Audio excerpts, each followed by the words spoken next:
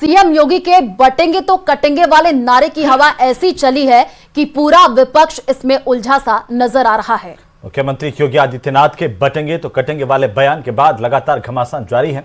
विपक्ष को बीजेपी के इस नारे की काट नहीं मिल रही।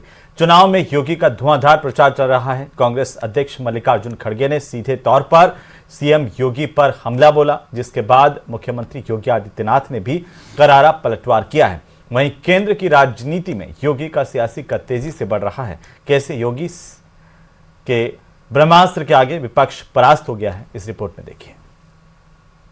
मैंने कहा था ना कि बटोगे तो कटोगे, एक रहोगे तो नेक रहोगे। कोई माई का लाल आपका बाल बांका नहीं कर पाएगा।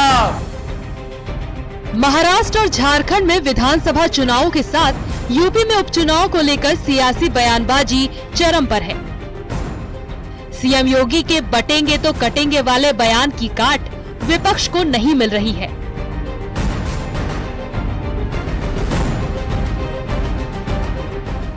महाराष्ट्र, झारखंड और यूपी में प्रचार के दौरान सीएम योगी लगातार बयान दे रहे हैं। मैंने कहा था ना कि बटोगे तो कटोगे, एक रहोगे तो नेक रहोगे। चुनाव के दौरान सीएम योगी उत्तर प्रदेश के साथ दूसरे राज्यों में भी प्रचार कर रहे हैं। ऐसे में दूसरे दलों के नेता भी उन पर पलटवार कर रहे हैं। इस बार कांग्रेस पार्टी के राष्ट्रीय अध्यक्ष मल्लिकार्जुन खड़गे ने सीएम योगी पर सीधे तौर पर राजनीतिक हमला बोला है। खड़गे ने चुनावी मंच से पूछा, मुंह में राम बगल में छुरी कब तक चलेगा? योगी आदित्यनाथ सिर्फ साधुओं का मुख में राम और बगल में छुरी कितने दिन चलाएंगे? सीएम योगी के बटेंगे तो कटेंगे वाले बयान पर मल्लिकार्जुन खड़गे ने सीएम योगी की तुलना आतंकी से कर दी। खड़गे का कहना है कि ऐसा बयान कोई आतंकी दे सकता है। बटेंगे तो कटेंगे, ये समूह अरे ये काम कोई टेररिस्ट बोल सकता है, आप नहीं बोल सकते। महाराष्ट्र में चुनाव प्रचार के दौरान सीएम योगी ने मल्लिकार्जुन खड़गे पर करारा पलटवार किया है। सीएम योगी ने कहा कि मैं योगी हूं और मेरे लिए देश पहले है। लगातार 3 दिन से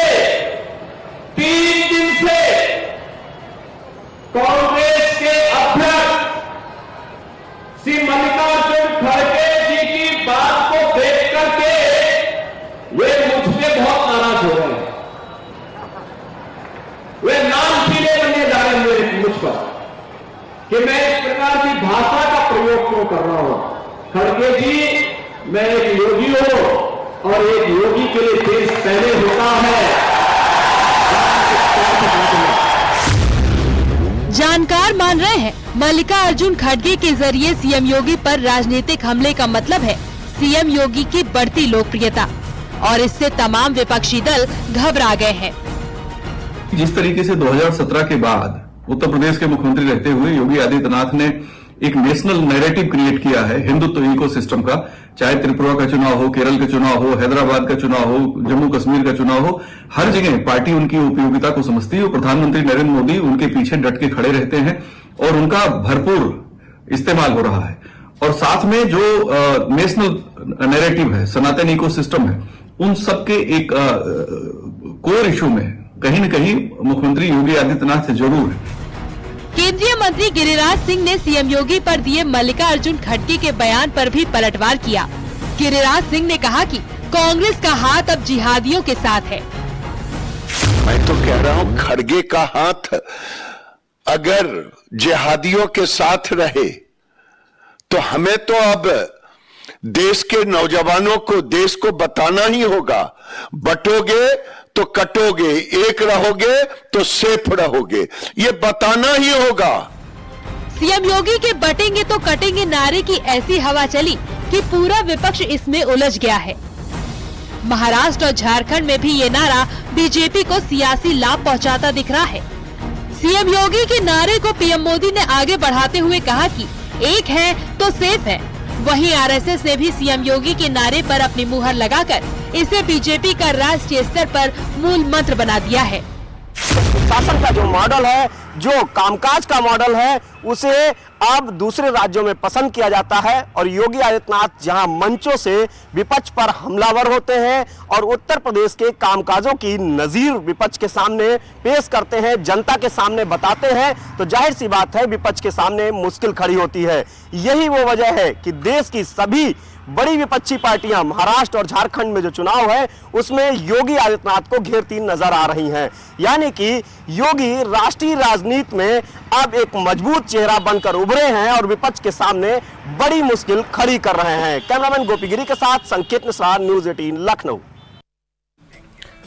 उधर महाराष्ट्र विधानसभा चुनाव में क्या मुसलमानों को बीजेपी के खिलाफ लामबंद करने की कोशिश हो रही है और क्या इसके लिए विदेशों से फंडिंग आ रही है? बीजेपी ने यह बड़ा आरोप लगाया है। आरोप है कि बीजेपी के खिलाफ कथित वोट जिहाद के लिए 125 करोड़ की फंडिंग की गई है। मालेगांव में फर्जी बैंक अकाउंट के जरिए रुपयों का लेन देन हुआ है और इस मामले में एफआईआर भी दर्ज हुई है। रिपोर्ट देखिए।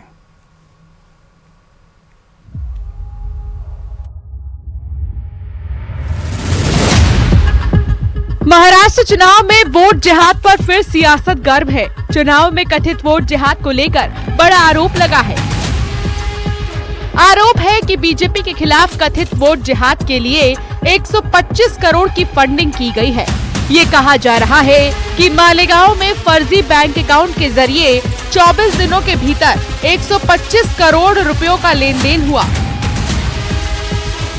फर्जीवाड़ा खुलने के बाद मामले में एफआईआर भी दर्ज हो गई है। बीजेपी का आरोप है कि ये फंडिंग विदेशों से वोट जिहाद के लिए की गई है। बीजेपी ने इसके खिलाफ चुनाव आयोग से शिकायत की है।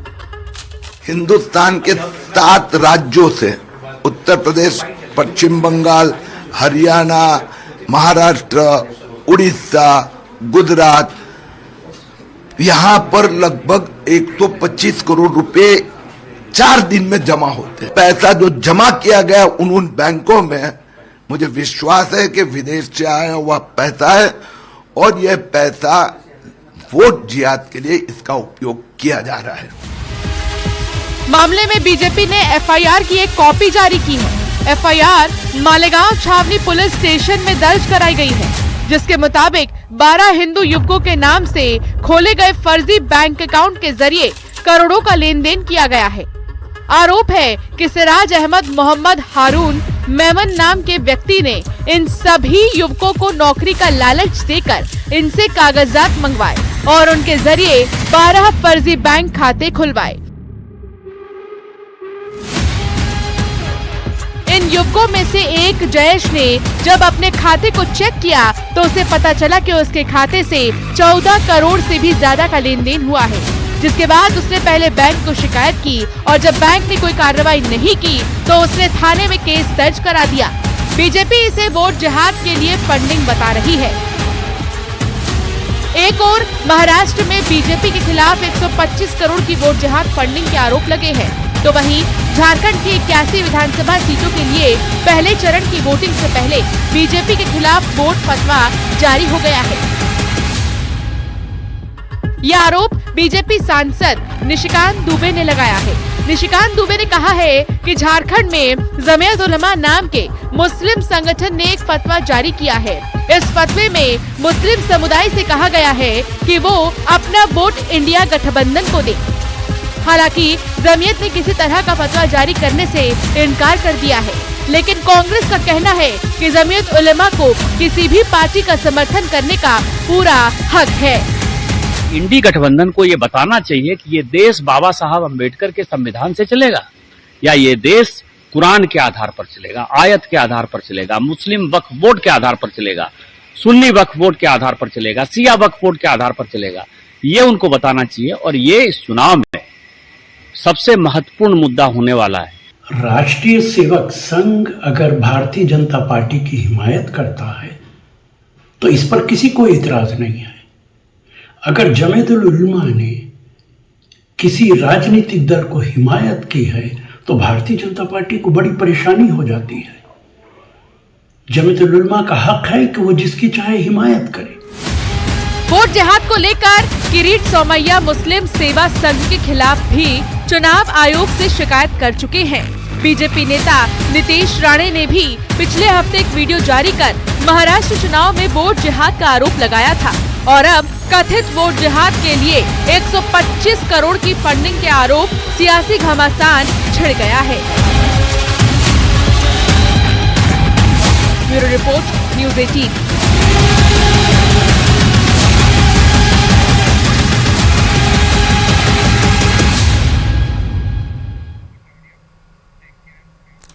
तनातनी वक्फ बिल पर भी सियासत जारी है। जेपीसी की बैठक में विपक्ष भिड़ा है तो बाहर वक्फ विरोधी सभाओं में बिल के खिलाफ बयानबाजी हो रही है।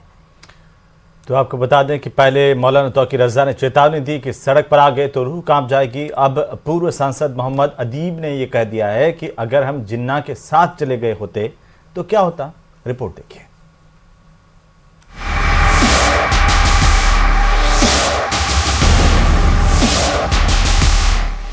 कभी डराना, इसका सीधा सीधा वायलेशन इस बिल के अंदर है, वो बिल्कुल क्लियर है। जो धार्मिक आज़ादी, अपने धार्मिक कृत्यों को करने की आज़ादी हमें संविधान ने दी, उस आज़ादी के ऊपर ये कुठाराघात है। कभी धमकाना कि आप अगर हमारे वोटों की वजह से इख्तिदार की कुर्सी तक पहुंच सकते हैं, तो आपने अगर मुश्किल वक्त में हमारा साथ न दिया तो हम वो हैं कि हम जाएंगे नहीं, आपको भी साथ लेकर चले जाएंगे। और अब एहसान जताना, ऐसे लोगों को देखा जो हमारे साथ थे और फिर अपनी सियासी जिंदगी बनाने के लिए हमको किस्मत के हवाले कर गए। ये सारी कवायद उस बिल को लेकर है जिसे पास करने का संकल्प मौजूदा सरकार ने ले रखा है। वक्फ अमेंडमेंट बिल 2024 जो लोकसभा में पेश होने के बाद पिछले करीब 3 महीनों से ज्वाइंट पार्लियामेंट्री कमेटी के पास है। वैसे तो कुछ खास लोग इस बिल का विरोध शुरू से करते आ रहे हैं, लेकिन जैसे जैसे जेपीसी का काम खत्म होने के करीब पहुंच रहा है, विरोधियों की जुबान और तीखी होती जा रही है। कभी सरकार को गिराने की धमकी दी गई, तो कभी मुसलमानों से सब कुछ छिन जाने का डर दिखाया गया, तो कभी अपनी ताकत की धौंस दिखाई गई। हम वो सब बयान आपको सुनाएंगे, लेकिन सबसे पहले आपको इस मामले में सबसे नए बयान को सुनना चाहिए। बयान के एक एक लफ्ज को जरा ध्यान से सुनिए। जिना के साथ जाते और अगर उस वक्त हम सब मुसलमान जिना के साथ जाते, ये एहसान तो हमारा हुकूमत को मानना चाहिए, तो फिर पाकिस्तान लाहौर तक नहीं लखनऊ तक बनता। हमारा एहसान है, हमने पाकिस्तान को मुख्तसर कर दिया और हमें सजा देते हो तुम। ये जनाब मोहम्मद अदीब हैं, राज्यसभा के पूर्व सांसद, जो हुकूमत हिंदुस्तान को इस बात का एहसान दिखा रहे हैं कि पाकिस्तान की हद लखनऊ तक पहुंचने से बच गई। दरअसल सारा विवाद हक छीने जाने का है, वो हक जो चंद मुट्ठी भर लोगों के हाथ से छीनकर सरकार उनके ही समुदाय के हर तबके के लोगों को देना चाहती है। वो हक जिसमें सरकार उनके ही समुदाय की महिलाओं की भागीदारी तय करना चाहती है। और अब जबकि वो हक छीनने वाला है, तो उसे रोकने के लिए डर और धमकी तक उतरना पड़ रहा है। आप जयपुर से चलो तो दिल्ली तक जाम होना चाहिए, इस अंदाज में अगर निकलोगे तो तुम्हारी सुनी जाएगी। ये ऐसी तादाद में दिखो, तुम दिखाओ कि हमारी तादाद को छुपाते हो। जिस दिन हम सड़कों पर आएंगे तो तुम्हारी रूह कांप जाएगी और तुम हमारी बात सुनने पर मजबूर हो जाओगे। नीतीश कुमार हो या नायडू, उनको आपको मिल्लत इस्लामिया को बताना होगा कि आप अगर हमारे वोटों की वजह से इख्तिदार की कुर्सी तक पहुंच सकते हैं, तो आपने अगर मुश्किल वक्त में हमारा साथ न दिया तो हम वो हैं कि हम जाएंगे नहीं, आपको भी साथ लेकर चले जाएंगे। वक्फ बिल के विरोध में सड़क पर ही नहीं, सदन की बैठकों में भी हंगामा ही हंगामा है। टीएमसी सांसद कल्याण बनर्जी की ये तस्वीरें तो आपको याद ही होंगी कि कैसे वो इतने नाराज हो गए कि जेपीसी अध्यक्ष पर हमला करते वक्त खुद ही चोटिल हो गए। जाहिर है जब ज्वाइंट पार्लियामेंट्री कमेटी के पास सुझाव जमीन से आने लगे तो हक जमाए खास लोगों को घबराहट तो होने ही है। और फिर आने लगे ऐसे तीखे बयान। एक तरफ जहां ऐसे धमकाने और डराने वाले बयानों का विरोध हो रहा है तो वहीं इसके समर्थन में भी लामबंदी तेज हो गई है। धारा 30 का सीधा सीधा वायलेशन इस बिल के अंदर है, वो बिल्कुल क्लियर है। जो धार्मिक आज़ादी, अपने धार्मिक कृत्यों को करने की आज़ादी हमें संविधान ने दी, उस आज़ादी के ऊपर ये कुठाराघात है। मैं तो मर्जी से रहा था, नहीं तो लखनऊ तक पाकिस्तान होता। ये किसको डरा रहे हैं? ये भारत के 100 करोड़ हिंदुओं को डरा रहे हैं या ये इसके पीछे कौन से राजनीतिक हाथ है? क्या कांग्रेस पार्टी इसके पीछे है? समाजवादी पार्टी इसके पीछे है? दरअसल संसद का शीतकालीन सत्र इसी महीने की 25 तारीख से शुरू होने वाला है, जो 20 दिसंबर तक चलेगा। और सूत्रों की माने तो सरकार चाहती है कि इसी सत्र में वक्फ अमेंडमेंट एक्ट को पास करा लिया जाए। ऐसे में वक्त बहुत कम है, जेपीसी के पास भी और विरोध करने वालों के पास भी। ऐसे में बयानों में तल्खी तो जाहिर है।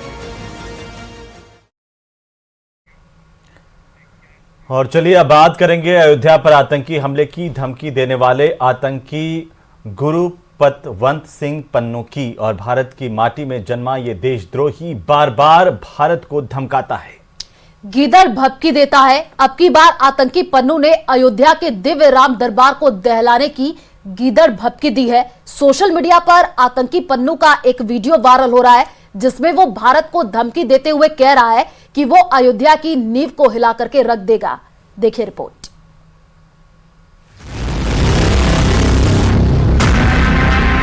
Is not Ayodhya. Since RSS, Bajrang Dal, BJP foot soldiers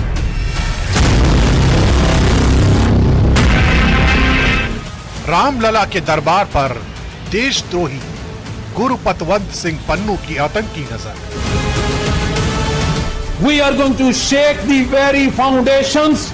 आतंकवादी पन्नू की गीदड़ भभकी, अयोध्या के राम मंदिर की बुनियाद हिलाने की धमकी। Modi politics, Modi and Shah. Canada is not Ayodhya. अलगाववादी पन्नू ने सोशल मीडिया पर जारी किया धमकी वाला video. Supporters of Hindu Sabha Mandir who raised slogans 500 बरस के इंतजार के बाद जिस अयोध्या में रामलला का दिव्य दरबार बना, दशकों तक कानूनी लड़ाई के बाद जिस राम मंदिर के बनने का सपना साकार हुआ और अनगिनत आंदोलन संघर्ष के बाद जिन राम भक्तों की सबसे बड़ी इच्छा ने अस्तित्व लिया, उस राम मंदिर पर आतंकियों की नजर पड़ चुकी है। आतंकवादी गुरुपतवंत सिंह पन्नू ने राम मंदिर को उड़ाने की धमकी दी है। खालिस्तान का झंडा लेकर घूमने वाले गुरुपतवंत सिंह पन्नू ने राम मंदिर को बम से दहलाने की धमकी दी। पन्नू ने अपनी धमकी में राम मंदिर पर हमले की तारीख भी बताई है। उसने कहा है 4 दिन बाद 16 और 17 नवंबर को राम मंदिर पर हमला होगा। पन्नू ने यह धमकी एक वीडियो जारी कर दी है। दावा किया जा रहा है कि पन्नू ने यह वीडियो कनाडा के ब्रैम्पटन शहर में रिकॉर्ड किया है। is not Ayodhya. Since RSS, Bajrang Dal, BJP foot soldiers, they have tried to attack Gurdwara Sahibs in Canada. Now, we are going to shake the very foundations of your Ayodhya, the birthplace of India's Hindutva ideology since 1992. We will shake the very foundations of Ayodhya, the birthplace of the violent Hindutva ideology. Pannu की ओर से जारी किए गए video में अयोध्या के राम मंदिर में PM Narendra Modi की पूजा अर्चना करते हुए फोटो भी दिखाई गई है। पन्नू की धमकी के बाद अयोध्या पुलिस अलर्ट पर है। राम मंदिर की सुरक्षा बढ़ा दी गई है। अयोध्या पुलिस के अधिकारियों का कहना है कि अयोध्या पहले से ही कड़ी सुरक्षा के घेरे में है। पुलिस और अर्धसैनिक बलों को 24 घंटे किसी भी आतंकी हमले का मुकाबला करने के लिए तैयार किया गया है। मंदिर की सुरक्षा व्यवस्था बढ़ाने के साथ ही पुलिस पन्नू के वायरल हो रहे धमकी वाले वीडियो की जांच भी कर रही है। मोदी पॉलिटिक्स। प्रयागराज में यूपी लोक सेवा आयोग के दफ्तर के बाहर छात्रों का प्रदर्शन दूसरे दिन भी जारी है। देर शाम छात्रों ने मोमबत्ती जलाकर के प्रदर्शन किया। देखिए रिपोर्ट।